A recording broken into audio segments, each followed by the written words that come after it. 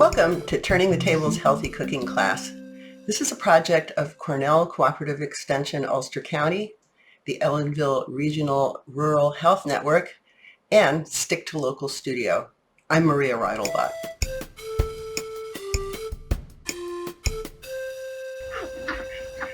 There you go. Hi, here we are at Hudson Valley Vertical Farms. This is Kathy Puffer. I'm Maria Reidelbach. It's a very cold day in January, and I was just asking Kathy whether these chickens and ducks get cold in the winter, and she said, Oh yes, they need some motivation, especially on a day like today when it is like in the 20s and teens to come outside. But even when it's cold, chickens do love to come out and have a good scratch. And so we put down some straw for them so they can be a little bit more comfortable, especially when it's really snowy. And we also provide them with some additional enrichment in their chicken yard. So they have an awning here that they can still scratch under and sit under, as well as a little sandbox right there that has diatomaceous earth and play sand in it. It's really important for chickens to be able to fluff around in the sand and get some good diatomaceous earth underneath those feathers to help them stay healthy and keep parasites off their body. Interesting. And what is the scratching about? Oh, well, they like to scratch to like pick up things like ticks, bugs, and they are really good at doing ground clearance. So like sometimes during the growing season, I have an area that gets really weedy, and what I do is I open the gate and I let the chickens out, and the girls will go ahead and do my weeding for me and clear an area for me of like weeds and, just really mixed up, rough stuff. And they'll take care of that for me and start turning over the earth. So it makes starting a new garden area really easy. No kidding. Absolutely. My garden helpers. Chickens are awesome. Wow, that is really fantastic. And so how many chickens do you have here, Kathy? Oh gosh. Right now, I think we have like about 22 laying hens, and we have 7 ducks. And the chickens, lay eggs in colors of brown and blue. And then the ducks lay a nice big round egg. And the ducks, even though they don't scratch, they have an important purpose too. Do they? Yeah, they do. So we keep goats, and here in Ulster County, we do have something called liver flukes. It is a parasite that gets into the liver of the goat that's carried through slugs. And what do ducks love to eat? Oh, nice. The ducks eat the slugs that keep the goats healthy. Oh, how interesting. How about that? Everybody has a job here. Nice. Nice. So you've got a whole like circle of life thing going on. And yeah. So what do you feed them besides the bugs that they scratch themselves? Okay. So during the growing season, when our egg production is up, I do have an egg CSA, so people can do a bi-weekly egg subscription through my website. And this is the sweet deal, is that I deliver to your home, and I also bring you a bucket.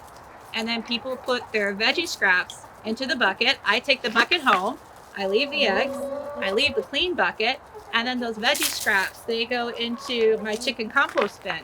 And so then the chickens get to enjoy that too. Oh, nice. Yeah, so that is like a supplement to their regular feed. That's right, there's more. So they get a organic pelleted layer mix. I used to do a powder one, but it didn't work good in the round feeders that we have to use for, just avoiding wasting food. And they also get, oh, sorry, honey, oyster shells. I'm going to show you right here. So the oyster shells are important so that, they have nice hard egg shells. So that's like a supplement. Because it has calcium in it? Yeah, exactly. Oh, interesting. The calcium. And to give them a bit of an incentive, because they always count on me for a treat, put some mealworms in there. Oh. So that encourages them to eat the oyster shells. Like that. Check it out. Oh, look at that. They love it. Yeah. So pretty. Oh yeah, everybody's really healthy too. These are all like, good weight birds. I always like them to have a good amount of weight on them heading into the winter, and the mealworms helps to bulk up their protein. It's much healthier for them to be bulking up in protein instead of bulking up in fat, which is why I feed them mealworms to gain that weight instead of corn. Interesting. Yeah. And so what is the lifespan of a laying chicken? Oh gosh, well, it's an ongoing experiment because this is also a wild environment because we have hawks and fox, and so Everything likes to eat chicken, right? everything loves chicken, and Yeah. so we've kept chickens since 2014. And what tends to happen is the girls that are a little bit too slow eventually get taken off by the hawks. So nature kind of takes care of that for us, and then we just keep buying new chicks. So we usually get like about 6 or 8 new laying chicks during the spring, and everybody just lives out their life here and is happy. Wow. Yeah. And so I noticed that there's a variety of things for the chickens Yes. to do around here. Is that Yeah. on purpose? Yes, chickens need a very enriched environment, and so they also need a lot of space. So why do they need an enriched environment? Chickens get bored. Really? Yes, and if they get too bored, then they start digging too much in one place, or they start fighting with each other. So you gotta stimulate the chicken's mind. Oh. And so the more they have to do, the less likely they are to be picking on one chicken and having this pecking order fight. You've heard of the pecking order. orders, real? Yeah, and then they will rip off the feathers off of a chicken that they're having an issue with. But if they are busy brain chickens, that is much less likely to happen. So I guess these chickens poop a lot? Oh yes, they do. And so manure management is crazy important for chicken health because all the diseases that is going to make your flock sick, they tend to spring up in the spring when the ground thaws. So then you have, the migratory birds that come back, and the birds get into the feeder, which then spread, the avian, diseases that can make your flock sick. And, what also impacts the health of your flock is not having a clean chicken house. So they can get bumblefoot or a variety of different infections. So especially during the warmer months, it's really important to stay on top of cleaning out your chicken coop at least once a week or every other week. So we have an extensive manure management system here on this property. What do you do with all that chicken poop? Oh my gosh, I grow yards of soil. Oh, wonderful. Yes. So this time of the year, I am stacking up the straw, either in a hugelkultur or in the back end of this terrace garden over here. And then what I do during the growing season is I put down that straw on the soil, and then we use the liquid fertilizer from our anaerobic biodigesters on the straw, which then breaks down that straw into gorgeous soil within a matter of months. Wow. So my chickens are my soil growing machine. No kidding. Way. Amazing. So they produce eggs. Yes. They live on table scraps. Yes. As well as other things, and yet they produce this amazing material that creates soil. Absolutely. Wow. Absolutely. See, chickens are incredible. Chickens can save the world. Love that idea. Yeah, and tick management also. And what's your favorite way to prepare eggs? Oh my goodness. So we like the old-fashioned omelet with, peppers and onions. And, that on a Sunday morning with a nice slice of cheddar cheese, it doesn't get much better than that. I think you're right. So, Kathy, this seems like so much time and work. Why are you doing this?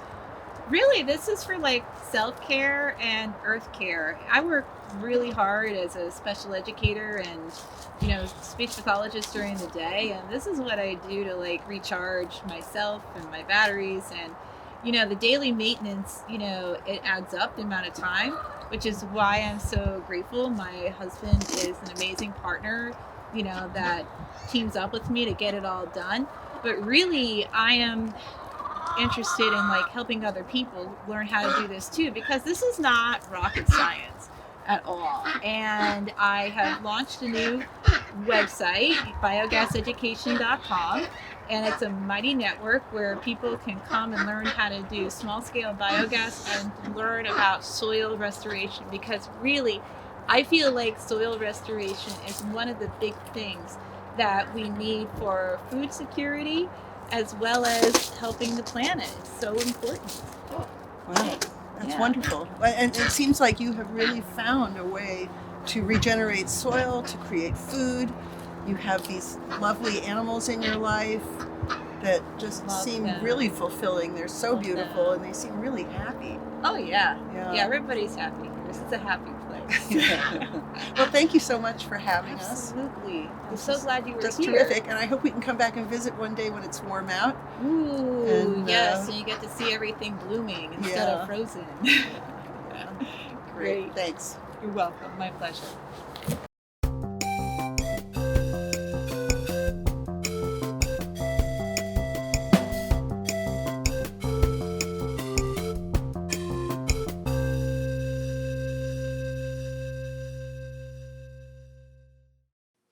Today we're going to be making egg frittata.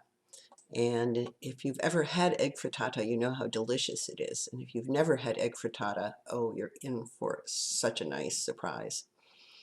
Egg frittatas are easy to make, quick, and they can be eaten for breakfast, lunch, dinner, or even snacks.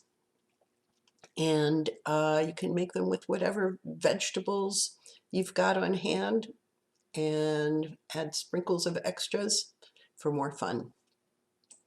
So let's take a look at what you'll need to make your own egg frittata. To make your own frittata, you will need some vegetables, some onions or garlic, some oil, some eggs, of course, some salt, pepper, and herbs. And then you'll need a bowl, a pan with a lid, a fork, a knife, and a flipper. That's it. So let's go on over to my kitchen and we'll make a frittata. So I've got my eggs handy. I've got a red pepper. I've got a half a zucchini. I've got an onion. I've got garlic. Some leftover cooked potatoes. A little cheese. Some olive oil. Some parsley and some cilantro. Salt. Pepper.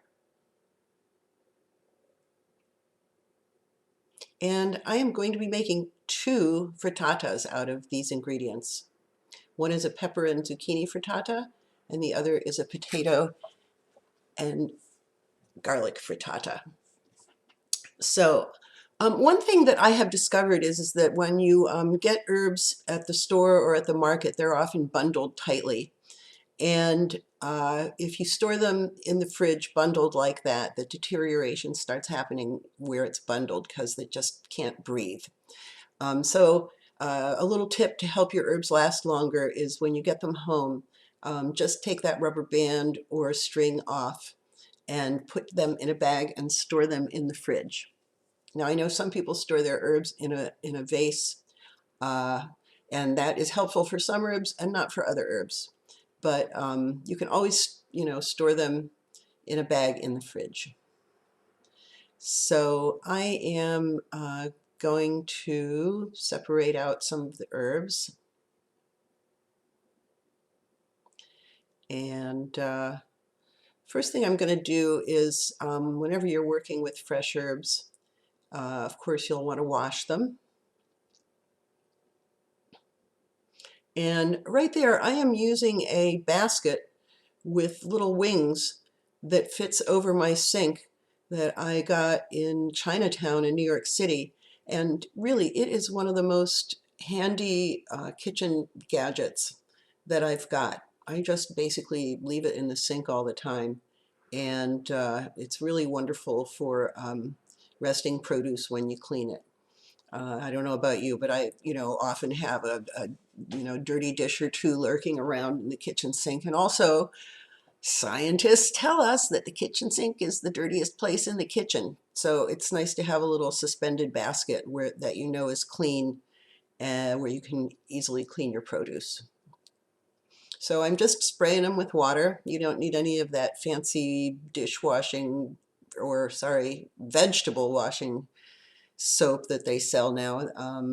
Consumer Reports tells us that it really doesn't do anything, so don't bother with that. So I'm separating out some of the wilted leaves and I'm putting them in a little bowl for compost. And now I'm checking a stem to just see whether it's tough or tender.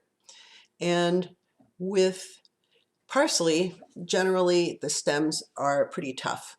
And so I'm just going to go through and just nip off the leaves. And it's always a good thing to test what you're cooking. Don't be afraid. And it's a good habit to get into. So I'm just separating all of these leaves from the stems.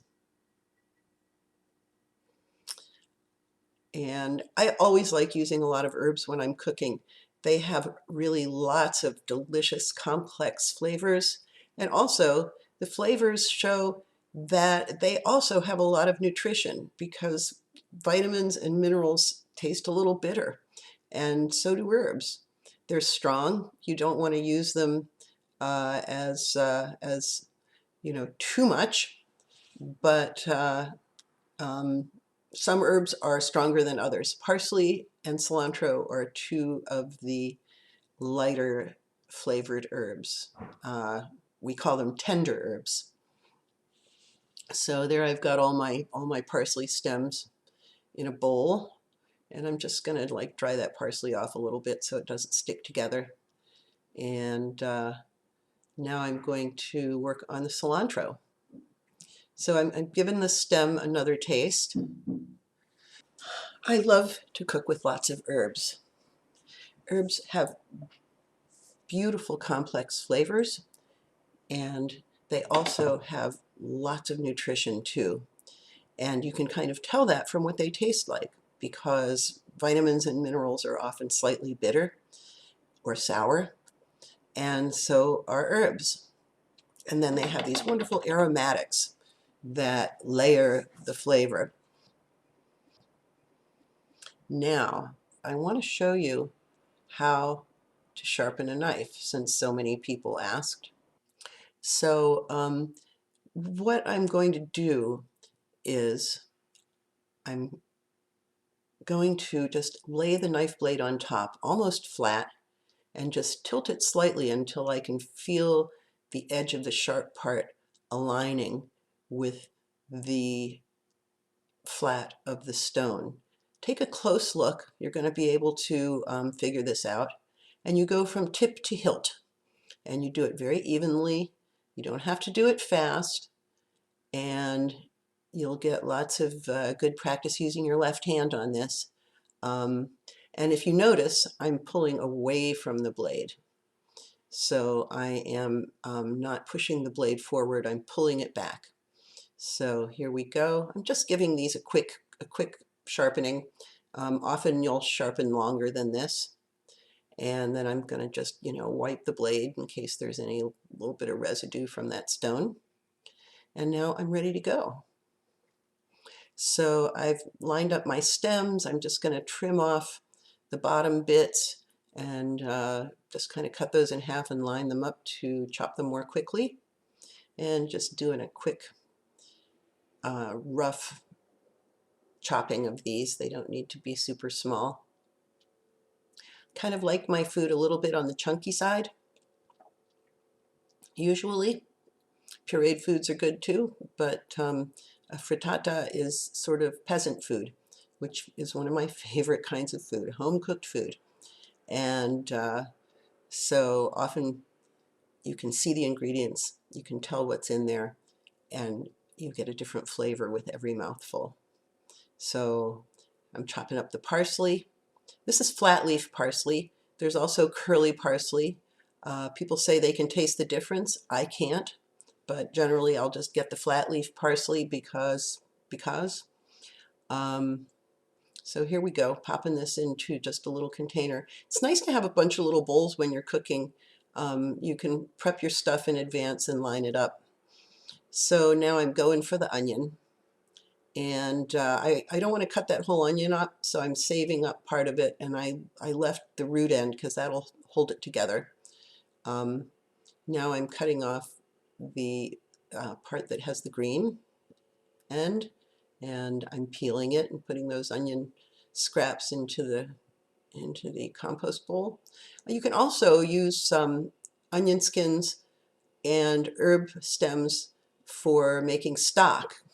Which I often do. You can just, take all your cuttings and the ones that are not wilted and pop them in a Ziploc bag and keep them in your freezer until you're ready to make stock on some colder, rainy day. Usually is when I make stock, and it makes the whole house smell really nice. All right, so I'm just like chopping these onions. I like to kind of chop them in an orderly way because it's quick and they all end up the same size. Onions are sort of pre-chopped because they're in those layers, making them really easy. And so our first step is going to be to saute the onion or garlic in a little bit of oil in a small pan. So this is going to be a 4-egg frittata. And I like to load my frittatas up with lots of vegetables, basically as much as the pan will hold. So I'm putting those onions in to cook them, get them started cooking. And now I'm going to chop the garlic for the potato frittata. Now garlic, you got to cut a little smaller because the flavor is so much sharper. You don't want to burn anybody's mouth. When you cook garlic, it does calm down quite a bit. But especially if you're going to be eating garlic raw, you really want to chop it finely. You want to mince it. So I'm just getting those peels off. How many garlics have we peeled in a lifetime? A friend asked me how to help cooking in a kitchen, and I said, well, ask the cook if you can start working on garlic, because almost always home cooks use garlic in their meals. So giving those onions a little stir. They are on medium heat and they're bubbling away. Now I'm mincing that garlic. I like to peel garlic with a small knife and then mince it with a large knife. I find that the large knife is a little easier to handle for chopping small things. So I'm just like chopping those up. And again, it doesn't have to be too fine because we're cooking it, but it's much smaller than the onion. And there we go, found a little big bit. Now I am going to move my first pan over to a smaller flame and getting ready to put my garlic in. And one of the things about a big knife is that you can also use it as a little flipper or spatula to get your ingredients into the pan. Watching your fingers, of course. Now we've got this beautiful bell pepper, bright red. It's the middle of winter when we're recording this, and so it's kind of always nice to see like a hit of really bright color in the middle of winter. So I'm just cutting that in half, and I'm going to clean the seeds out of it. Again, putting those into the compost bowl. Peppers have such a delicious flavor. Yellow and orange and red bell peppers all taste pretty much the same. Green bell peppers have a different flavor. It's more kind of more vegetal and I don't know, more green. I like that flavor too. It's not quite as sweet as the yellow, red, and orange peppers, which have ripened for a longer period of time and develop more sugars. So here we go. I'm going to chop these, fairly finely. They're going to be about, the size of my, the end of my pinky finger, I guess, maybe a little bigger. I like to have, a nice dispersed vegetable thing happening in my frittatas. You want to surround every vegetable with enough egg to kind of glue the whole thing together. So again, I'm kind of orderly in my chopping. I like to put things in slices and then cut them crosswise to make sure they're all pretty much the same size. But of course, then there's always a couple that are not. So here we go, getting that all chopped up. You can see over there in my pan the garlic is sizzling, and I am going to toss in the peppers into the onion skillet. And how did I choose which one to use garlic with and which one to use onions with? It was just whatever I liked. One of the nice things about frittatas is you can really choose what you want. All right, so the next step is to add vegetables and then a tiny bit of water to help steam them along. So what you're going to want to do is add your vegetables. So in this case, I'm adding red bell peppers and then zucchini. So I'm not putting my water in quite yet. I'm going to wait until I get my zucchini in there, giving that a little stir, and got my zucchini ready there. Just trimming it, jockeying my pans. Here we go, cutting this up nice and thin. I actually like chopping vegetables. It's fun to try different methods, different shapes. If you pay attention when you're cooking, you can teach yourself all kinds of things. And if you get a chance to cook with other people, I always love to do that because I always learn something new from other cooks. And it makes it so much more fun. So here we go. I'm really kind of overloading that skillet, I have to say, but this kind of shows how flexible this recipe is, that you can kind of, stretch some of the rules and it still works out okay. So I'm going to clap it with a lid. Supposed to be a tight fitting lid, but as you could see, there was just a little crack there, but it'll still work. I don't really have a tight fitting lid for that skillet, so it goes. So here are these nice potatoes. These are Yukon Gold potatoes, and they are in between being a starchy potato and a waxy potato.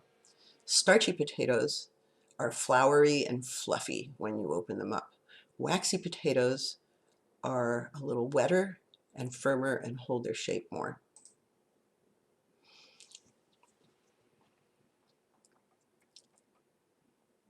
I'm cutting these in slices, kind of wedges really. I kind of like to have a little game with myself to see how evenly I can cut things sometimes. Keeps from being bored. Of course, it's also really nice to put some nice music on too. Here we go, slicing this up.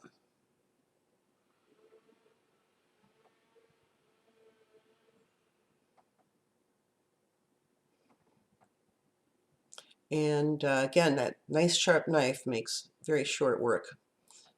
A sharp knife will save you time and is actually less dangerous than a dull knife, because a dull knife, sometimes you push too hard and that's when you have accidents. I speak from personal experience and 4 stitches from some dull blades. Thank you, Ellenville Hospital Emergency Room, who stitched me up. So here we go, chopping these guys up, going in, such a beautiful shade of yellow. Now you could use all kinds of different vegetables for frittatas. You can use broccoli, cauliflower, winter squash, summer squash. You can use tomatoes, although they're pretty juicy, and so you'll want to kind of like cook the water out of those first. So here we go. You can see all the steam that's built up here. They're really steaming nicely. A little hard to stir because I really overpacked that skillet, but you know, they're all going to settle down a little bit as they get cooked. So just giving that another stir. Yeah, there we go. You can use as many different ingredients in your frittata as you like too. You can really mix and match your vegetables. There we go, and the lid's going to fit a little better this time. Yep. And going to stir these potatoes and warm them up. Now the potatoes are already cooked, and so basically what I want to do is get them good and hot so that when I pour the eggs on, it will cook more evenly and the middle won't be cold. So I'm just warming these guys up, separating them, mixing them in with the garlic, and then just kind of making sure. The next step is to mix your eggs with some herbs and some salt and pepper. And all you need is a fork, but you can use a whisk if you like. So I'm making 2 frittatas, so I'm going to be breaking a bunch of eggs. By the way, eggshells are really good for your compost heap. They add calcium. And about eggs, I really love to get eggs at the farmer's market and at roadside stands, and I just wanted to make sure that you knew. I always wondered whether a roadside egg stand was safe to get eggs at. And I have just found out through research that it is perfectly okay to get eggs from a roadside stand. There's nothing wrong with them, and they are delightful and often more flavorful and deeply colored than eggs that you get at the supermarket. Eggs at the farmer's market can be so amazing in many different colors. They are more expensive, but you know, even at $6 a dozen, eggs are only 50 cents a piece, which makes it a real bargain in terms of adding protein to your dinner. And eggs have a much, much smaller footprint than beef, for instance, or pork, or even chicken. So, and as Kathy Puffer pointed out at Hudson Valley Vertical Farms in the related video, chickens, if they're raised in a sustainable environment, can do lots of other work around a farm. So here we go, checking these out. There's still a lot of, a little bit of water there in the bottom. You can see lots of steam coming up again. Cooking these away. Now I want to really wait until these are almost done because, as you probably know, eggs cook pretty quickly. So I want these to be pretty done. Now, the zucchini is pretty juicy, and as that cooks, it's going to be releasing more water. So be aware, things like zucchini, tomatoes, mushrooms, and other juicy produce, that as you cook it will be releasing more water, and you're going to want to kind of cook that water off so that your frittata is not runny. So I'm adding some salt and pepper, and I am not going to add my herbs to this because I'm making 2 separate frittatas, so I'm going to add the herbs to the separate pans. So this is another way that this recipe is nice and flexible.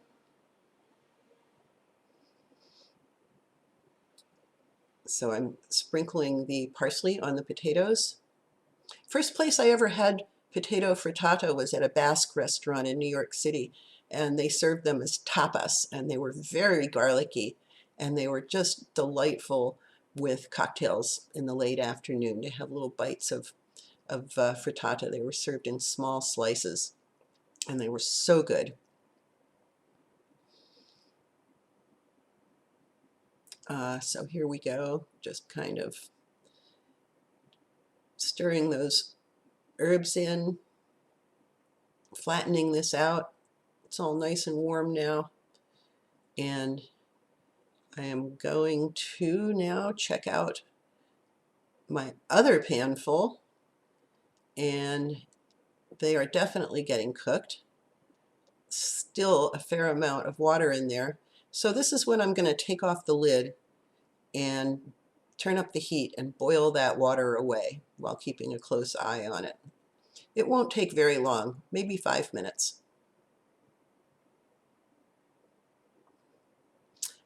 Our recipe recommends a 1/4 cup of water. You could probably use less, even just a couple tablespoons. But you'll want to keep an eye to make sure that the water doesn't steam off and leave your vegetables sauteing rather than steaming, because then you'll have to watch for them browning. So here we go. I'm turning up the heat, cleaning off my flipper, and magical thing, time lapse. There we go. The water's all gone. Things are looking good there. I'm going to add the cilantro.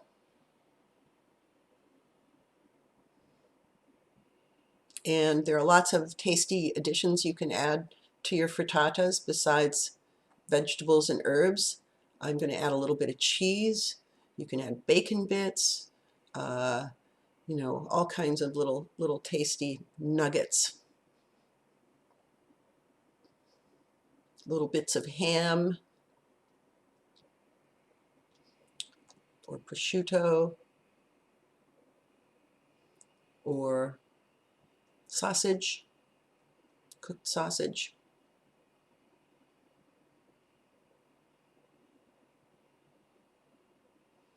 So I'm just stirring that all in, spilling stuff because my pan's so full. Okay, there I go, putting in the rest of the cheese.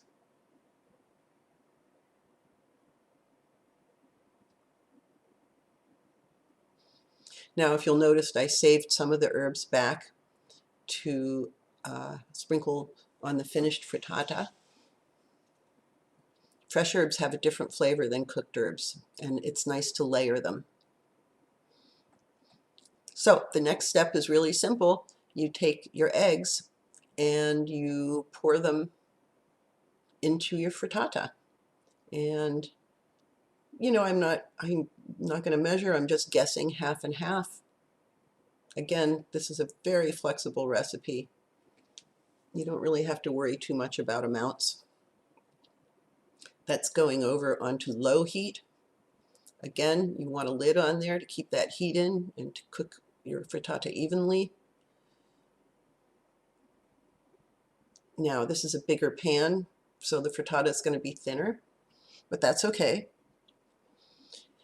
And I'm pouring in the rest of the egg.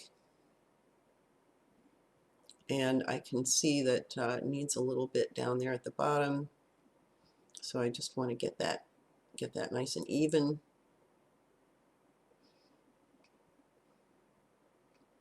And then I'm going to check it out. And you can see that the edge is cooked, but the inside is still runny. I'm going to check this guy out, and it is basically all cooked with just a slightly runny spot, like right in there. So back it goes. It'll be cooked in a minute. Now both of these are over very low heat. This guy is still, I'm waiting for that to cook. If you have a broiler and you're in a hurry, you can just pop that under the broiler. I'm letting the handle stick out because the handle's silicone. I don't want to heat it up too much. And with Teflon, you also need to not heat it up over 500 degrees. So you do have to be careful. So here we go. I'm kind of unmolding this onto a plate.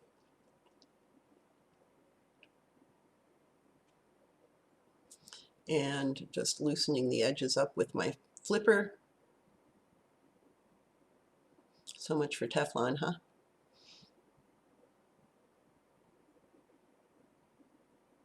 There we go. It's all loose. And I'm going to flip it out by turning it over.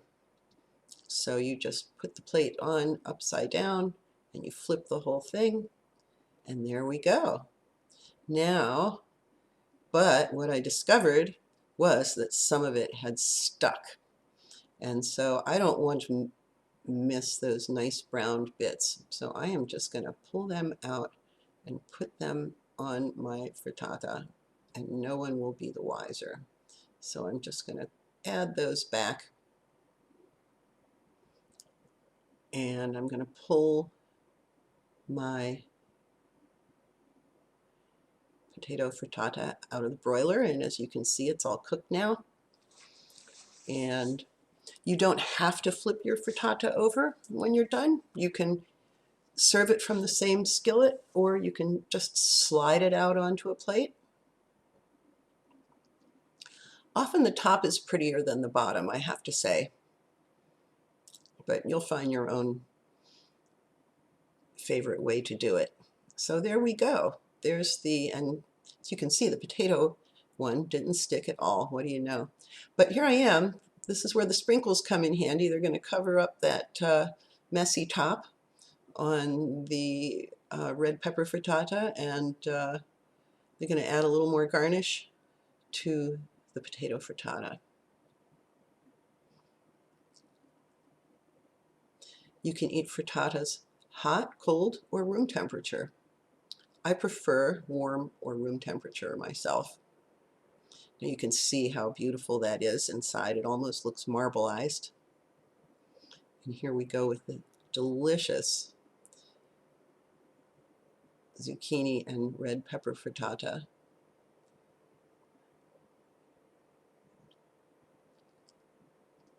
So one of the fun things about doing these classes is getting to taste all of these delicious food. And I'll tell you, these frittatas just turned out magnificently. They were so, so good. Thank you so much for visiting our cooking class.